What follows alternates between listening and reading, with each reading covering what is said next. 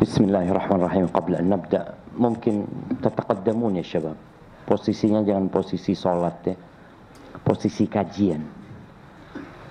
Yang tadi sholatnya di luar, nanti waktu isya sholatnya di luar.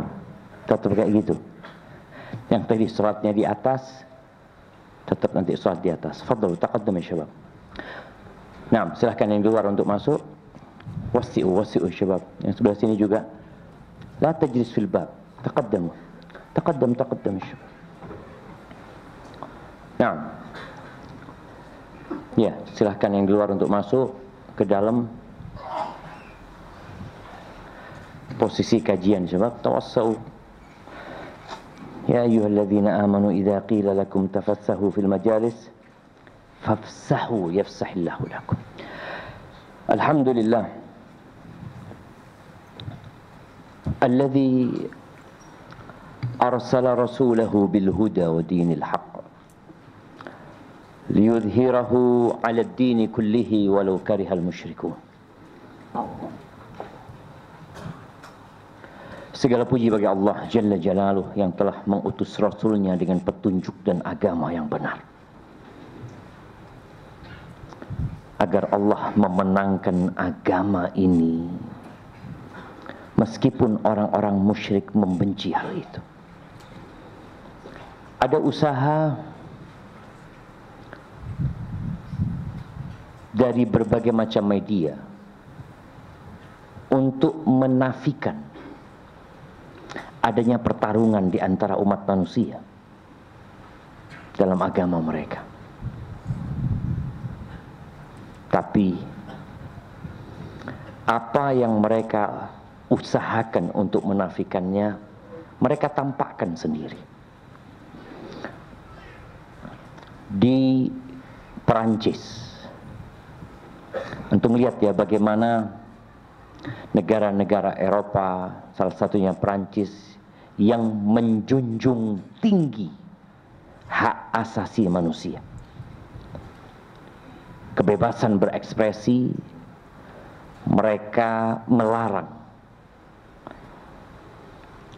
cadar.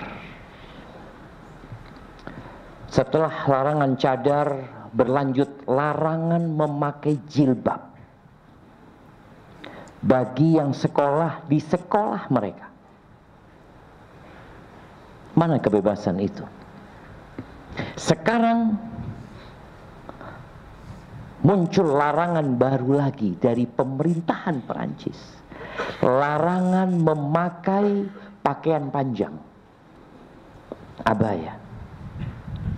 Subhanallah, dikatakan kepada mereka, loh, ini pakaian orang Prancis cuma pakai baju panjang sebagian di antara mereka. Bagaimana engkau mengetahui bahwa ini abaya? Dan bagaimana engkau mengetahui kalau itu sebuah gaun panjang, long dress yang mereka pakai? Kata dia, ya kita tanya. Kalau atas dasar agama dilarang. Bayangin. Mereka berkata tidak ada pertarungan antara agama. Ada. Dan itu akan terus terjadi. Tapi Allah akan memenangkan agamanya. Meskipun orang-orang musyrikin membenci hal itu. Maka teruslah belajar agama. Sehingga engkau tahu mana yang hak dan mana yang batil. Tatkala peneliti di buku-buku mereka mendalami agama, bayangin ya,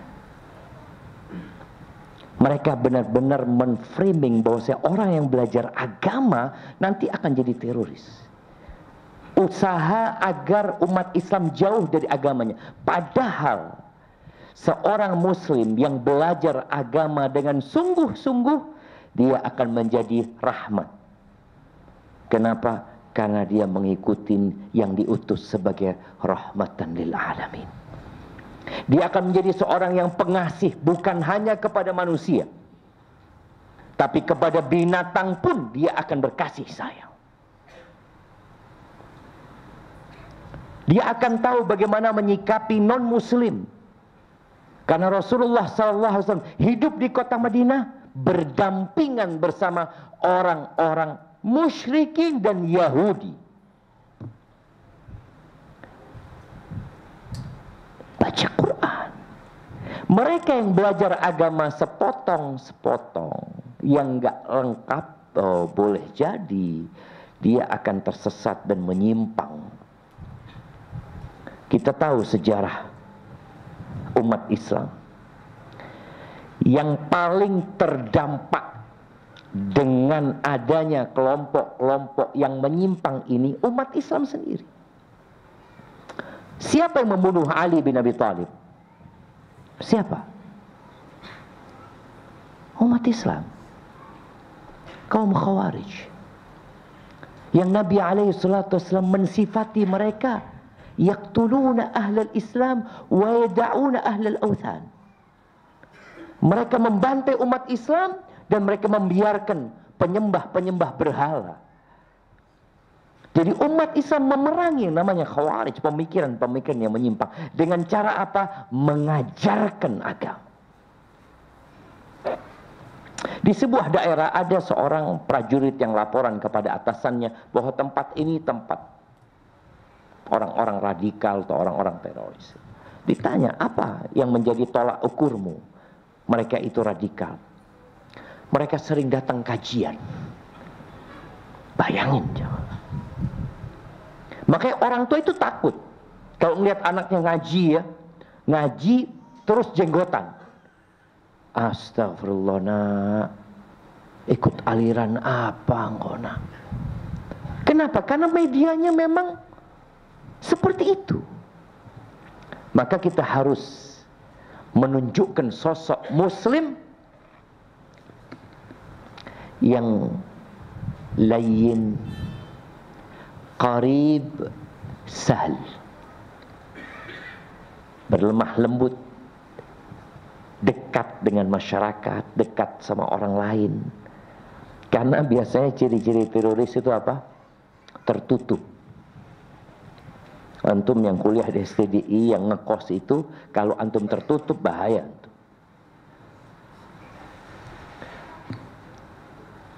Ciri-ciri teroris diantaranya tertutup terus kontrak rumah.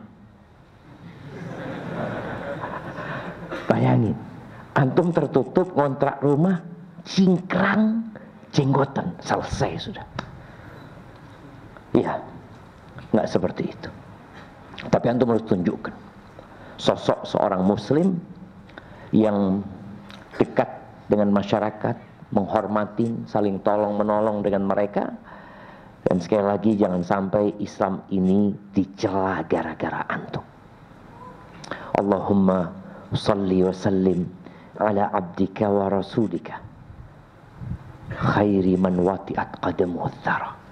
Ya Allah, semoga salawat dan salam senantiasa Engkau curahkan untuk hamba kekasihmu, manusia terbaik yang pernah menginjakkan kakinya di muka bumi ini, baginda Nabi kita Muhammad alaihi salatu wassalam, untuk keluarga beliau, untuk istri-istri beliau, untuk putra-putri beliau, dan untuk seluruh sahabat Nabi. Semoga Allah meridhai kita bersama mereka. Amma ba'd, ahibati fillah. Malam ini malam tanggal 4 atau 5 ya, bulan Rabiul Awal. Antum kalau nanti keluar habis sholat Isya, antum lihat langit, antum akan kelihatan hilal yang menunjukkan kita sudah berganti bulan. Apa doa Nabi SAW kalau melihat hilal? Antum fadhal. Antum pernah lihat hilal enggak? Hilal, melihat kan? Bulan sabit di barat sana. Nah, antum kalau melihat hilal, apa yang antum katakan? Masya Allah.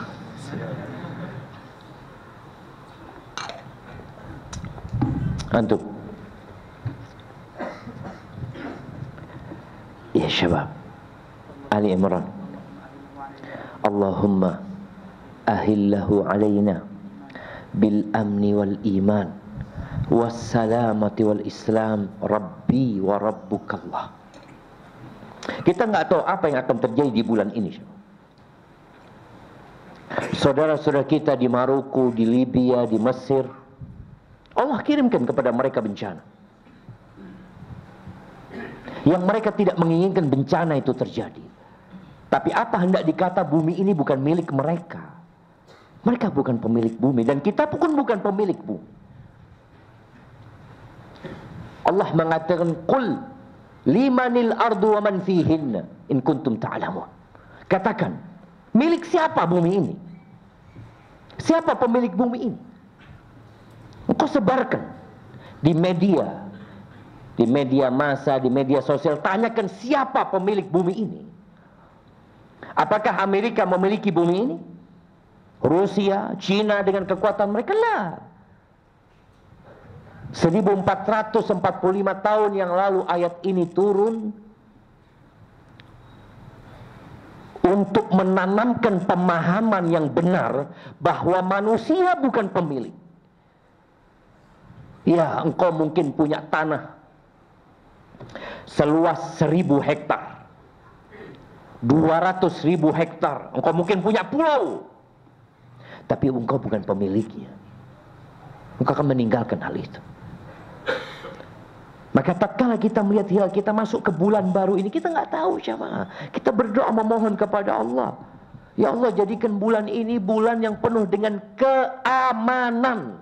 Bayangkan, beliau memulai awal bulan dengan memohon keamanan kepada Allah Azza wa Jalla. Kenapa? Karena nikmat yang paling agung setelah nikmat sehat itu nikmat aman, dan puncaknya adalah nikmat iman. Tapi orang yang beribadah dalam kondisi tidak aman, berbahaya dengan keimanan dia. Makanya kenapa Rasulullah SAW menyuruh sahabatnya hijrah ke Habasyah? Karena nggak aman. Kota Mekah nggak aman untuk keimanan mereka. Mereka disuruh hijrah. Dan akhirnya semua sahabat hijrah meninggalkan kota Mekah yang tidak aman demi menyelamatkan iman. Maka di awal setiap bulan, artinya doa ini dibaca 12 kali dalam setahun. Memohon Allahumma ahillahu ala bil amni wal iman.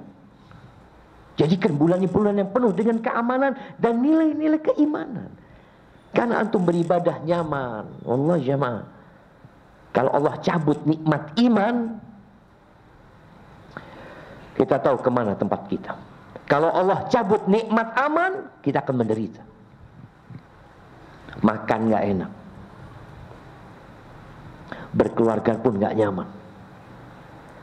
Anda melihat ya potongan video di Libya, potongan video di Maroko, itu mobil-mobil nggak ada harganya.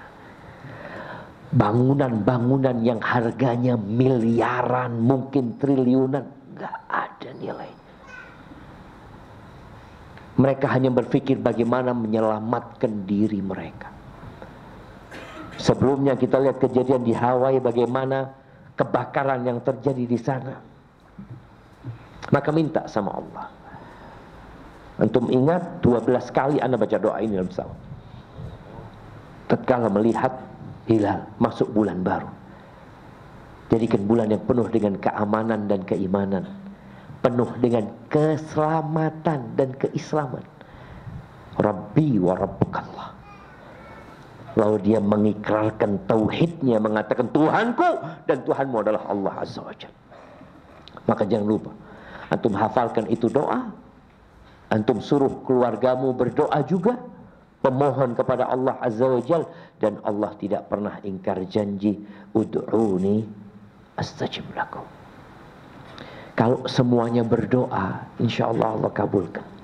Ahibati fillah, kita melanjutkan kajian kita berkaitan dengan kitab Adabul Mufrad, dan kita masuk bab 400 kurang 1. Nah, uqubatil baghi. Oke, bab uqubatil baghi. Tafadhal. Ahsanallahu ilaikum. بسم الله الرحمن الرحيم الحمد لله والصلاة والسلام على رسول الله وعلى آله وصحبه ومن والاه اللهم اغفر لنا ولشيخنا ولوالديه ولمشايخه وللحاضرين والمستمعين أجمعين. ثم قال مصنف وهو أمير المؤمنين في الحديث أبو عبد الله محمد بن إسماعيل بن إبراهيم بن المغيرة بن بردزبة الجعفي البخاري رحمه الله تعالى. باب عقوبة البغي.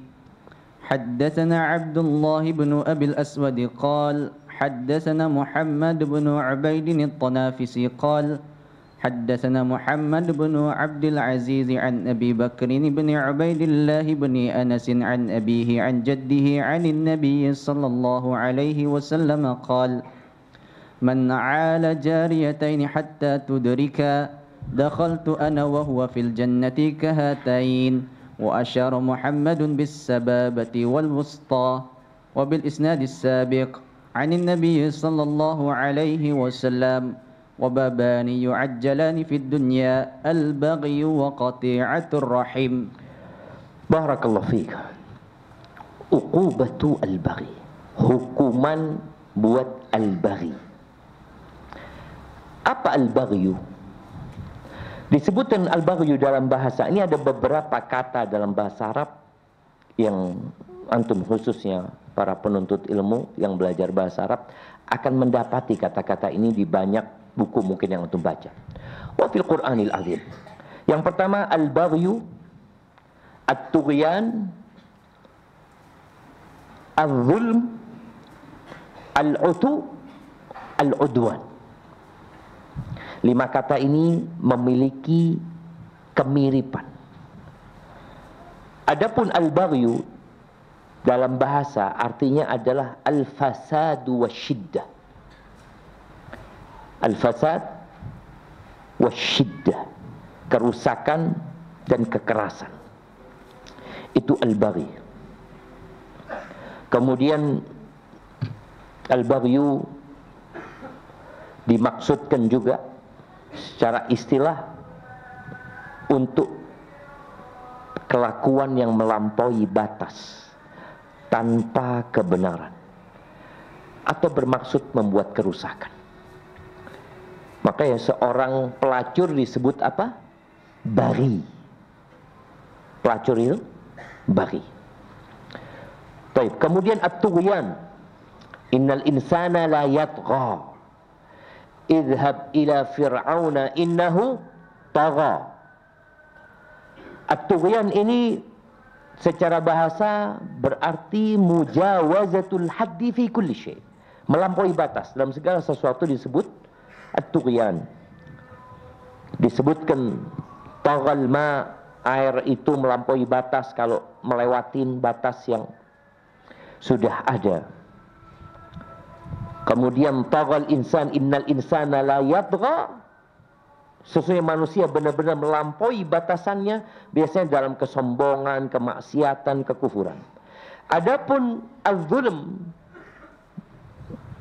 zulm itu wad'u syai' fi ghairi mawdhi'i, meletakkan sesuatu tidak di tempatnya, itu disebut zalim. Al-baghi, at-tughyan, kemudian az-zulm. Lalu yang keempat al-utu, artinya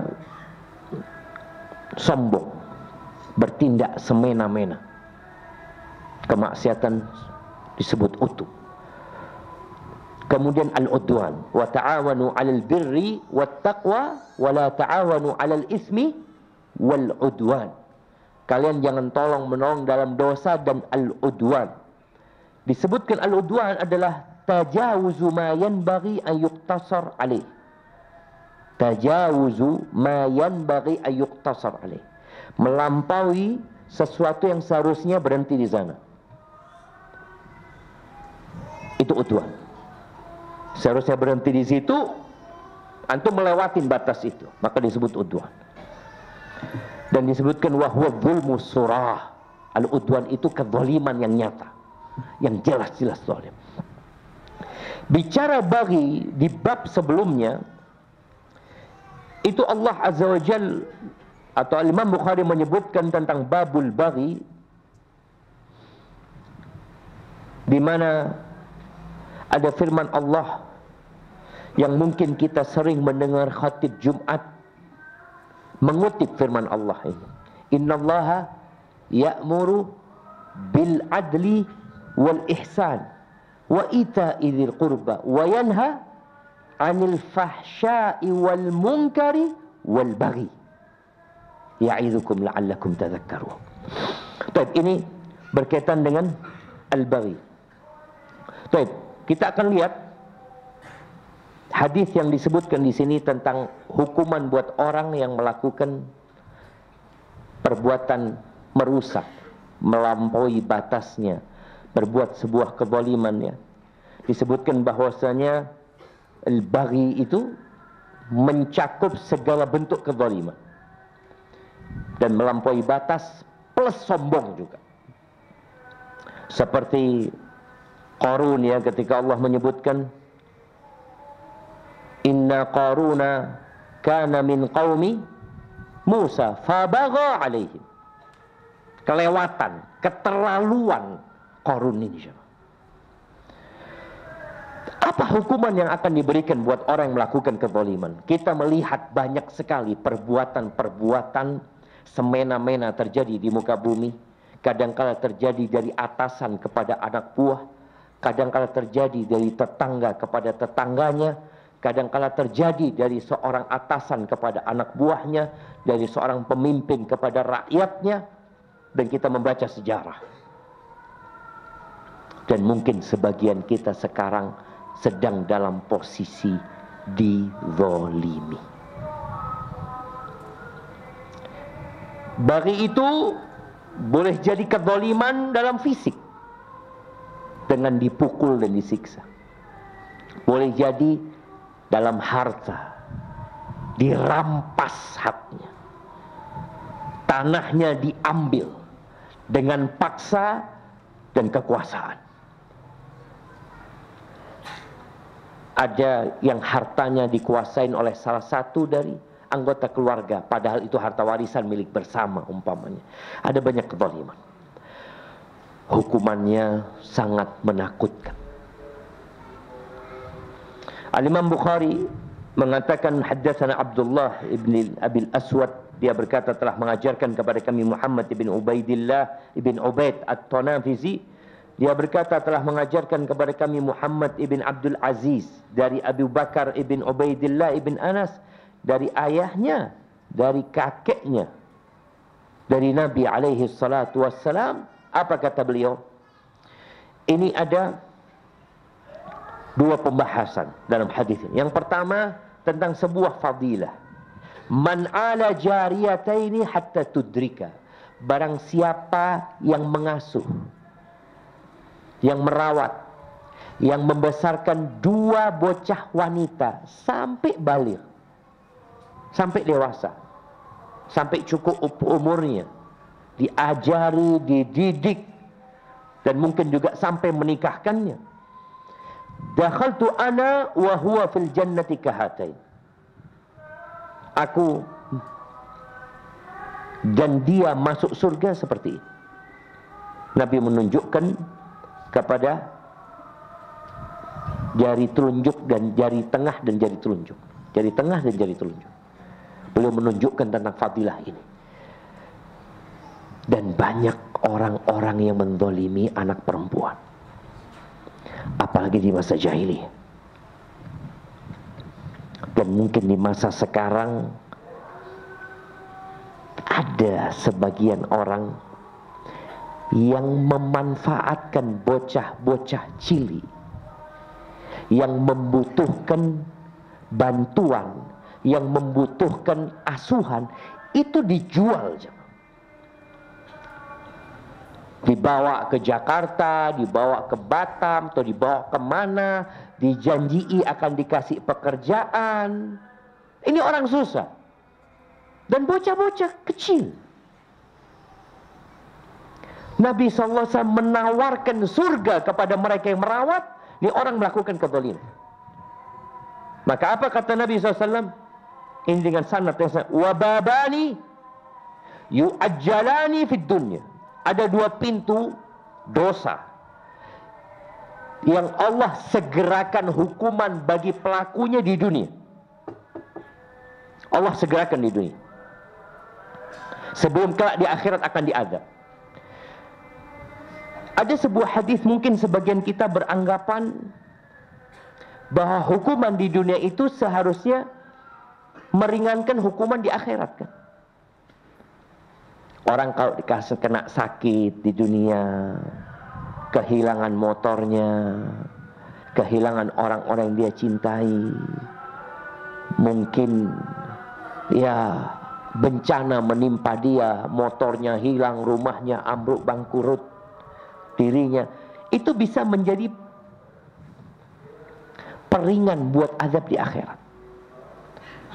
Nabi SAW bersabda, "Idza aradallah bi 'abdihil khair." Kalau Allah menginginkan kebaikan buat hambanya, ajjala lahul uqubah fid dunya. Allah segerakan hukuman bagi dia di dunia, sehingga di akhirat nggak dihukum lagi. Wa idza aradallah bi 'abdihi syarra amsaka anhu bi dzambihi hatta yuwafiya bihi yaumal qiyamah. Kalau Allah menginginkan keburukan buat seorang hamba, Allah tahan hukuman buat dia di dunia, enggak dikasih hukuman. Allah kumpulkan hukuman buat dia nanti di akhir. Ini umum. Tapi ada perbuatan dosa yang Allah berikan hukuman di dunia dan tidak diringankan di akhir. Supaya kita tahu bahwasanya ada musibah-musibah yang menimpa kita itu meringankan hukuman bagi kita di akhirat. Tapi ada musibah yang menimpa kita sejatinya itu hukuman karena kezaliman kita di dunia, dan di akhirat kita akan dihukum lagi. Bukan berarti selesai, kecuali Allah mengampuni. Lain lagi ceritanya. Tapi di hadis yang baru saja kita baca, ada dua dosa yang Allah segerakan hukumannya di dunia sebelum di akhirat. Nanti Allah akan kumpulkan bagi dia hukuman lagi di akhirat. Apa dosa itu disebutkan dalam hadis ini? Al-baghi wa qati'atur rahim. Al-baghi, tadi kezaliman, melampaui batasan, keterlaluan kau berbuat, dan memutuskan rahim. Bayangin gimana sekarang kalau orang ini melakukan kezaliman kepada rahimnya, double dosa yang dia lakukan. Dia sudah ngambil harta saudaranya. Ya, contoh ya, bicara warisan. Ini warisan banyak sekali ditanyakan ya. Bicara warisan, kadangkala yang paling tua menguasai itu warisan, tidak memberikan kepada adiknya, dia sudah zalim. Kemudian tidak bertegur sapa sama adiknya, diputus hubungan sama adik, nggak mau kenal sama adiknya, diblokir. Kenapa? Karena adiknya mau minta haknya. Maka dia akan mendapatkan hukuman yang lebih parah lagi. Innallaha la yumli lidzalim. Tapi kadangkala hukumannya itu nggak langsung, jemaah. Tapi di dunia ya, artinya hukumannya bisa langsung. Sekarang dia berbuat kezaliman, malam itu dia dihukum. Boleh jadi hukumannya bulan depan. Ada seorang anak ini bicara qati'atur rahim ya. Diceritakan seorang anak yang ibunya minta, ibu kalau sudah tua itu jamaah banyak permintaannya. Kepingin ini, kepingin itu. Nih ibunya suatu hari minta tolong sama anaknya, anak udah keluarga mungkin anaknya, minta tolong sama anaknya, nak ibu minta antarkan ke tempatnya fulana. Dia mau ziarah lah, berangkat ke tempatnya fulana, diantar, kata anak, ibu 30 menit ya, anak tunggu, dibatasin nih waktu emaknya. Anaknya nggak pulang, nungguin dia. Ya namanya orang tua ketemu sama sohibnya, cerita ini, cerita panjang jamaah. Mungkin ceritanya di dalam rumah.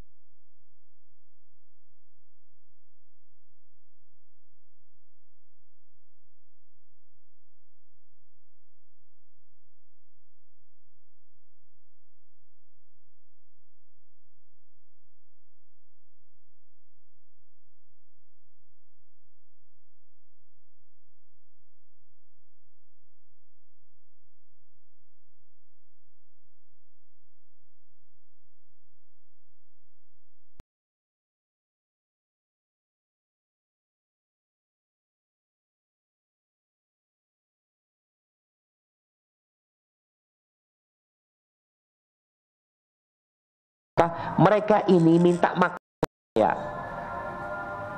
karena dikasih makanan yang nggak pantas di penjara itu. Akhirnya dua jenderal ini nyuruh agar semua yang di penjara itu dibunuh sudah.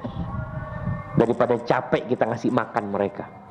Ya memang capek ketika memenjara orang, engkau nggak bisa membiarkan mereka tanpa makanan, mereka nggak kerja. Yang kau harus kasih makan, harus kasih semua fasilitas kepada dia. Bicara penjara jemaah, ada seorang yang ngomong sama emaknya, "Mak, Bu, doakan ana ya, doakan ana makan nggak bayar.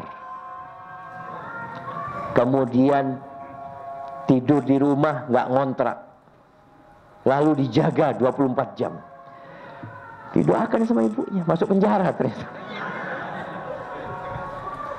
Dijaga 24 jam jemaah, makan gratis, rumah nggak bayar. Singkat cerita tadi akhirnya dibunuh jemaah.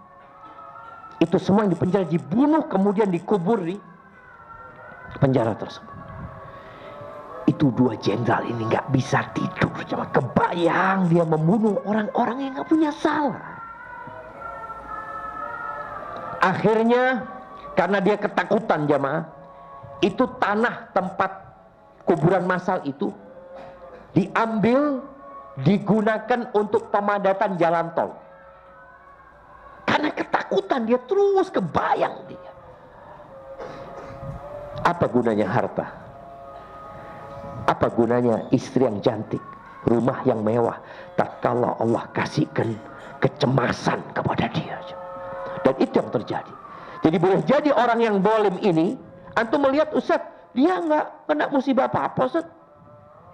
Dia tetap menjabat umpamanya, dia tetap kaya, usahanya tetap mampu. Antum nggak tahu azab itu ada namanya azab nafsi, azab mental, azab jiwa. Wa hadzal azab asyaddu min azabil jism. Dan azab ini boleh jadi lebih dahsyat daripada azab badan jemaah. Berapa banyak antum melihat orang-orang terkenal public figure yang bunuh diri gara-gara dibully. Oh, kenapa sih? Sakit jemaah. Yang menyebabkan dia makan gak enak dan fisik pun menjadi sakit. Jadi apa yang disabdakan Nabi SAW benar. Dan pasti terjadi. Jangan sampai kita terpana ya dengan orang-orang yang melakukan kezaliman yang seakan-akan ke orang itu nggak diazab. Allah mengatakan fala tu'jibka amwaluhum wala auladuhum. Innama yuridullahu liyu'adzibahum biha fil hayatid dunya. Bayangkan, engkau jangan takjub sama harta mereka, sama anak-anak mereka. Anak-anaknya sukses, hartanya bertambah. Jangan takjub, jangan heran engkau. Allah hendak mengazab mereka dengan harta dan anak-anak mereka. Mereka hidup tersiksa. Mereka mendapatkan harta berlimpah tapi tidak menikmati. Mereka bisa beli ranjang jamaah harga 100 juta. Mampu mereka. Mereka bisa mengkondisikan kamarnya itu. Ya Allah. Antum tahu di Jakarta itu ada hotel yang semalam 150 juta. Semalam jemaah. Tidur semalam 150 juta. Antum mau nyoba tidur di sana jemaah? Suatu hari kalau antum mungkin tidur di tempat itu, insya Allah antum akan merasakan seakan kampus lebih nyaman dari tempat itu jemaah. Karena kalau antum sudah tidur di tempat itu, antum orang seperti apa jemaah? Tidur semalam 150 juta, antum keluarkan duit 150 juta. Antum kira-kira orang seperti apa? Dan antum mungkin gak bisa tidur di sana dan ingin kembali ke STDI. Ya Allah, Hasan ya. Ada sedikit kecoa yang lewat. Aduh, gak apa-apa, tapi bisa tidur. Nah, ala kulli hal, yang penting tadi berkaitan dengan qadar. Antum jangan takjub dengan ya harta benda kemewahan mereka. Allah mengazab mereka dan Allah akan segerakan hukuman buat mereka di dunia. Qarun ceritanya jelas. Fir'aun ceritanya juga kita membaca dalam Al-Quran bagaimana hidupnya menderita yang akhirnya Allah tenggelamkan dia di dunia ini wan naru yu'raduna 'alaiha ghuduwan wa 'ashiyya wa yaumal qiyamati adkhilu ala fir'auna asyaddal 'adzab. Di dunia, di kuburan disiksa, kemudian hari kiamat dimasukkan ke neraka. Baik, nasma'ul adzan. Barakallahu.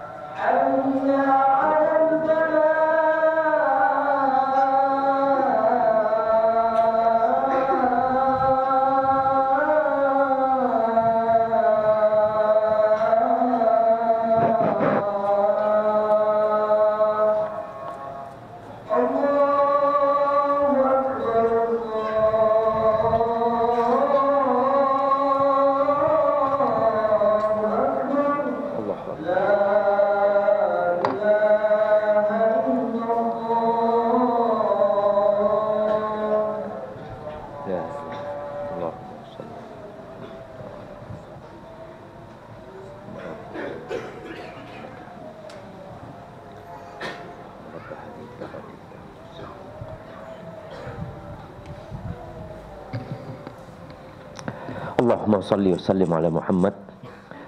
Di antara dosa yang hukumannya digabungkan antara dunia dan akhirat adalah berkhianat dan berdusta.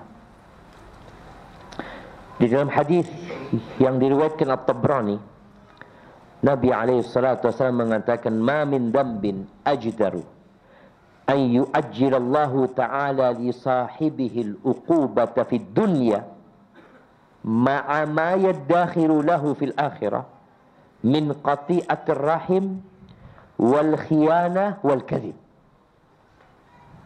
Tidak ada dosa yang lebih pantas untuk disegerakan di dunia hukumannya plus simpanan hukuman di akhirat buat dia dari memutuskan rahim, berkhianat dan berdusta. Wa inna a'jala ta'ati thawaban la silatur rahim. Ketaatan yang paling segera balasannya adalah silatur rahim. Hatta inna ahlal baiti la yakunu fajara. Sampai ada satu keluarga yang mereka itu fajar, orang-orang fajir. Bukan orang-orang soleh mereka. Fatanmu amwaluhum wa yakthur adaduhum idza tawasalu. Harta mereka berkembang, bertambah. Kemudian jumlah mereka juga banyak kalau mereka menyambung rahim mereka. Al-Munawi rahimahullahu ta'ala dalam kitabnya Faidul Qadir ketika mensyarah hadis ini, beliau mengatakan, wa fihi annal bala'a bisababil qati'ati fid dunya la yadfa bala al-akhir.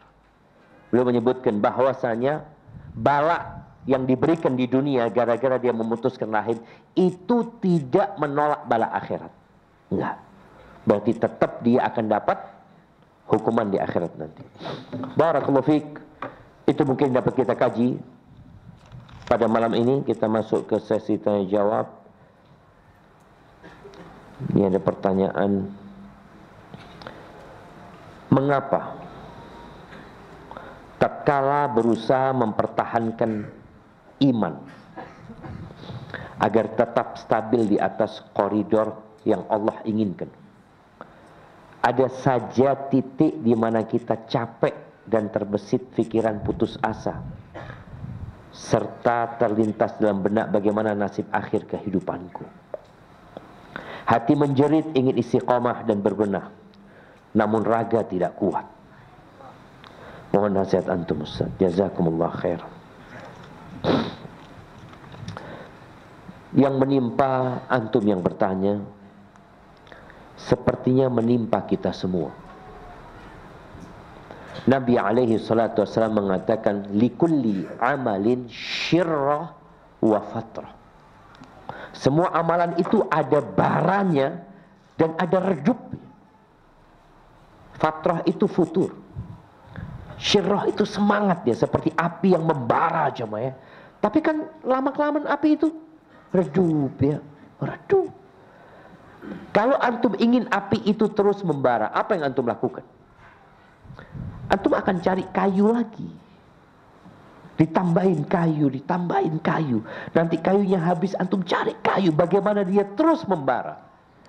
Dan itu yang harus kita lakukan. Yang pertama harus kita lakukan adalah berdoa.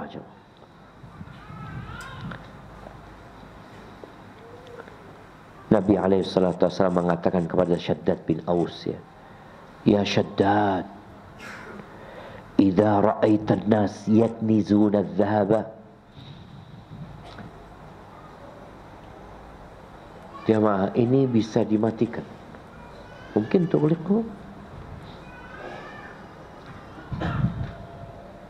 Jazakumullah khairan. Idza ra'aita an-nas yaknizuna adh-dhahaba wal fidda. Kalau kau melihat orang sibuk menimbun emas dan perak, dunia yang mereka cari, fakniz anta haula'il kalimat. Engkau timbun nih doa-doa. Jadikan itu simpanan. Apa doanya? Allahumma inni as'aluka tsabata fil amri wal azimata 'ala rusydi. Wa as'aluka mujibati rahmatik wa azaima maghfiratik. Ya Allah, aku memohon kepadamu ketetapan dalam urusan ini, keteguhan dalam keistiqomahan, wal azimata 'ala rusydi, dan aku minta azimah, minta tekad yang kuat di atas petunjuk. Dan aku memohon kepadamu apa saja yang dapat mendatangkan rahmatmu dan menghadirkan ampunanmu, ya Allah. Panjang doa itu, tapi antum baca doa. Kenapa? Wa khuliqal insanu dha'ifa. Manusia itu diciptakan lemah, jamaah, lemah. Menghadapi syahwatnya dia nggak mampu. Antum aja kadang-kala menghadapi ngantuk nggak mampu. Antum lihat kadang, ya Allah, anak kepingin nggak ngantuk gitu, kepingin dia, tapi tetap memejamkan mata. Antum berusaha melawan syahwat antum, tapi antum lemah menghadapi sesuatu yang antum cintai. Solusinya, wa tawakkal ala Allah. Berserah diri kepada Allah. Antum bersimpuh menunjukkan, ya Allah, aku nggak mampu, ya Allah, aku nggak kuat, ya Allah. Maka kita mengatakan iyyaka na'budu wa iyyaka nasta'in. Doa. Baca doa apa saja. Allahumma ati nafsi taqwaha wa zakkiha anta khairu man zakkaha Anta waliyuha wa maula. Ya Allah, berikan kepada jiwaku, kepada nafsuku ini, ya Allah, ketakwaannya. Dan sucikan dia, ya Allah. Engkau sebaik-baiknya yang menyucikannya. Engkau pemiliknya, engkau pelindungnya, Allah.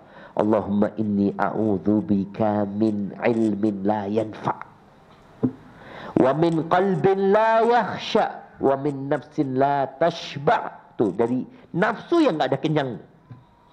Wa min du'ain la yustajabu lahu. Doa, minta sama Allah. Kemudian berusaha untuk mencari kawan-kawan yang dapat menyelamatkan antum. Kita tuh kadang-kala lemah jamaah. Mau bangun tidur subuh, ayo bangun, kata dia. Aduh ya Allah. Antum akhirnya menjulurkan tangan antum, sama sahib antum diangkat, berdiri antum, semangat lagi.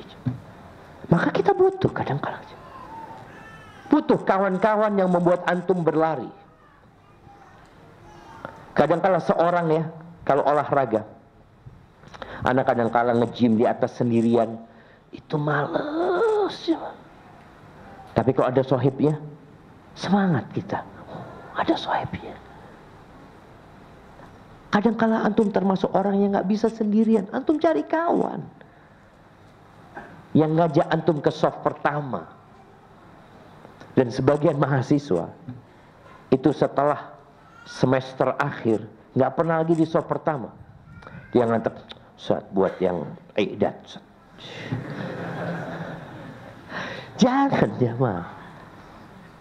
Rasul sallallahu alaihi wasallam mengatakan, "Law ya'lamun nas ma fi as-saffil ma fi an-nida wa fi as-sawil awal, thumma lam yajidu illa ayyastahimu lastahamu." Bayangkan Nabi menggambarkan bagaimana kalau mereka nggak dapat tempat, kalau mereka tahu dengan pahalanya, mereka nggak dapat tempat, akhirnya mereka harus undian, mereka akan ikut undian. Undi, anak mau yang pertama. Kayak bentar lagi nih, kita akan sholat isya, nggak cukup masjidnya. Apa perlu undian yang di soft pertama? Iya, itu dari besarnya pahala dan dari semangatnya mereka. Maka berusaha antum dan perbanyak istighfar, perbanyak ingat Allah Azza wa Jalla, dan jangan lupa baca Quran. Assalamualaikum Ustaz. Bagaimana tips menjadi suami yang baik dan soleh Ustaz? Ini nggak tahu yang tanya seorang istri apa seorang suami. Nah, kalau lihat tulisannya kayaknya ada pertanyaan dari akhwat. Iya. Ini pertanyaan ada dari akhwat apa semua dari ikhwat? Belum ada wasilah. Seharusnya emak-emak itu kalau mau tanya ya, digulung terus dilempar. Ya nggak apa-apa, dilempar dari sana aja, nggak ada masalah. Kalau memang tadi dikatakan belum ada wasilah, mungkin takmir masjid bisa. Nggak punya handphone takmir masjid, belum ada. Ya terus mungkin via WhatsApp ya, disampaikan di awal kajian yang bertanya, karena sekarang kita sudah apa istilahnya paperless, ya udah nggak pakai kertas lagi. Baik. Kalau tips menjadi suami yang soleh, maka hendaklah dia menjadi insan yang bertakwa. Hendaklah dia takut sama Allah Azza wa Jalla. Karena istrimu punya hak. Dan seorang suami yang zalim sama istrinya. Dan tadi kita bicara tentang hukuman buat orang yang zalim. Boleh jadi engkau tidak akan merasakan keharmonisan dalam rumah tangga. Gara-gara engkau zalim. Nggak ada nikmatnya engkau hidup. Kerjaanmu ruwet. Urusan sama orang nggak ada selesai. Maka tips menjadi suami yang soleh adalah bertakwa kepada Allah Azza wa Jalla. Lihatlah bagaimana Rasulullah Sallallahu Alaihi Wasallam menjadi suami untuk 9 istri. Yang 9 istrinya ini memiliki karakter dan kepribadian yang berbeda-beda. Antum istrinya 1 ruwet. Iya. Bagaimana ketika istrinya lebih dari 1 kadangkala? Maka lihat bagaimana Nabi SAW bersikap. Ya, intinya sabar. Wa ashiruhunna bil ma'ruf. Pergaulilah istri-istri kalian dengan cara yang ma'ruf, cara yang baik, ya, cara yang patut. Fa in karihtumuhunna, kalau kalian benci sama mereka karena sikap mereka, sabar kata Allah. Fa'asa an takrahu syai'an wa yaj'alallahu fihi khairan katsir. Boleh jadi yang kalian benci Allah jadikan kebaikan yang banyak di sana. Dan Nabi SAW sudah memberikan pengumuman, maklumat 1445 tahun yang lalu beliau mengatakan, an-nisa'u naqisatu aqlin ma ra'aitu min naqisati aqlin wa dinin. Kata Nabi SAW, aku tidak melihat mereka yang akalnya kurang, agamanya kurang. Perempuan tuh kayak gitu ya. Perempuan itu akalnya kurang, agamanya kurang. Ini bukan bentuk pelecehan untuk wanita, tapi ini sebuah maklumat yang disampaikan kepada laki-laki agar mereka menggauli wanita sesuai dengan kondisi perempuan itu, bukan kondisimu. Engkau kalau sudah tahu ini orang kurang loh akalnya, engkau jangan terlalu minta lebih dari dia, minta kesempurnaan ini itu nggak dapat engkau. Makanya Nabi kasih tahu itu. Jadi informasi ini agar para lelaki memuliakan istrinya dan tidak menuntut lebih kepada istrinya, dan bersabar menghadapi ya sikap-sikap istrinya yang kadang-kala membuat dia jadi nggak nyaman. Sabar. Barakallahu fiik. Itu menjadi tips menjadi suami yang soleh ya. Jadilah engkau orang yang sabar. Ustaz, apakah keutamaan merawat 2 anak perempuan bisa didapatkan oleh ayahnya? Naam. Naam. Oleh ayahnya, oleh ibunya. Ada perbedaan merawat anak laki dan anak perempuan. Maka yang merawat anak perempuan 2, 3 berbuat baik kepada mereka, anak perempuan itu akan menyelamatkan orang tuanya dari api neraka. Dan di hadis yang tadi kita baca juga, bukan hanya masuk surga orang tuanya, tapi berdekatan dengan Nabi SAW. Karena anak perempuan itu dirawat, dibesarkan, terus dibawa sama suaminya. Orang tua nggak dapat apa-apa, diserahkan fadhal. Tapi kalau anak laki, dia tetap sama orang tuanya. Artinya dia tetap kebaktiannya nggak ada batasan. Sedangkan anak perempuannya harus izin sama suaminya kalau mau datang ke orang tuanya. Dia mungkin ingin berbagi harta sama orang tuanya, tapi dia hanya sebagai ibu rumah tangga yang punya harta. Maka ada banyak keterbatasan. Sehingga para orang tua jangan menuntut lebih kepada anak-anak perempuanmu, karena anak perempuanmu sudah menghadiahkan surga buat engkau dengan cara engkau merawat dan membesarkan mereka. Ini orang tua, bukan hanya orang lain ya, bukan hanya anak yatim. Orang tua akan mendapatkan fadilah tersebut. Afwan Ustaz, bagaimana jika kita dihadapkan seperti yang ada pada kisah Nabi Yusuf, digoda oleh wanita? Bagaimana kunci keselamatan jika qadarullah diuji oleh momen yang seperti itu? Sedangkan kita tidak sama dalam hal iman seperti beliau. Syukran Ustaz, jazakumullah khairan. Ya, kalau diuji seperti itu, jadilah, kalau engkau nggak bisa jadi seperti Nabi Yusuf. Nabi Yusuf apa yang dilakukan jemaah? Lari, lari dengan fisiknya beliau. Karena kalau tetap di tempat itu, godaan semakin menguat. Maka lakukan seperti yang lakukan Nabi Yusuf. Antum kabur dari tempat itu.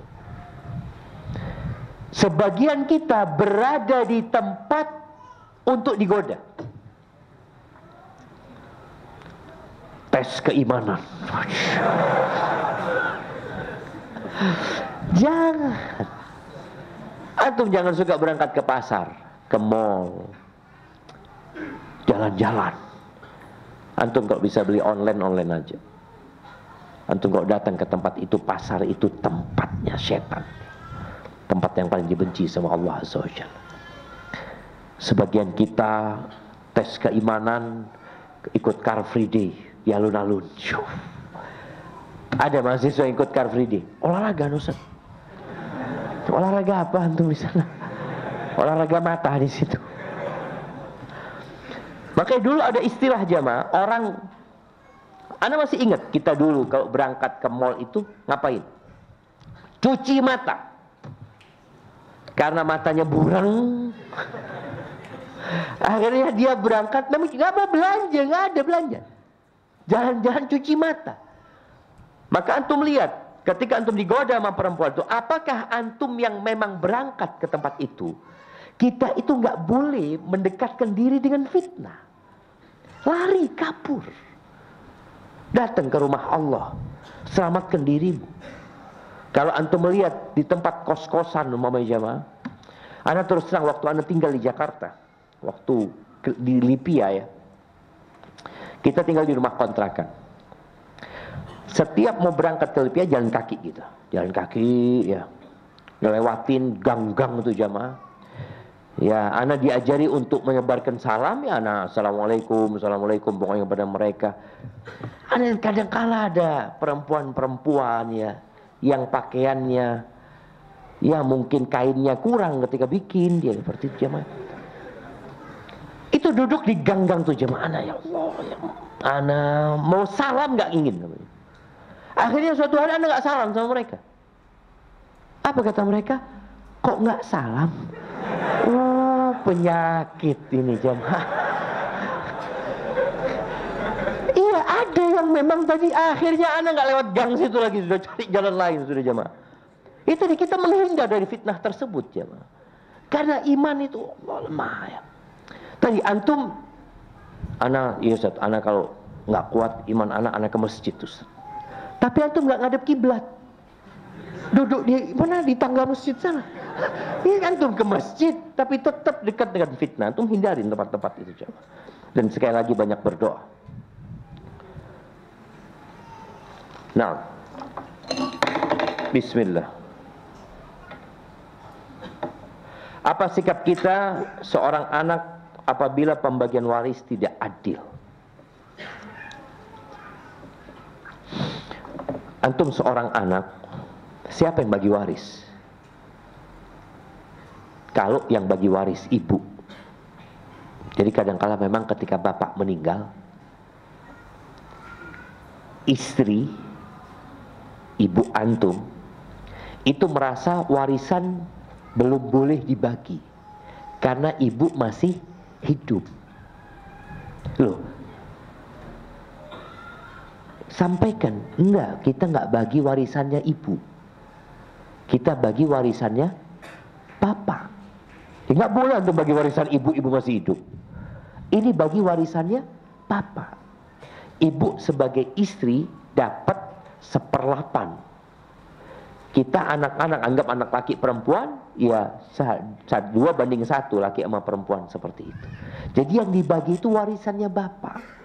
Sebagian ibu-ibu, sebagian istri nggak paham dia bahwa ketika dia menahan hak anaknya itu zalim.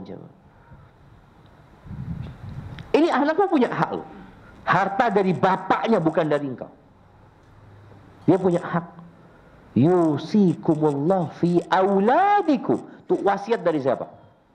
Allah Rabbul Alamin. Lidzakari mithlu hadzil unsayain.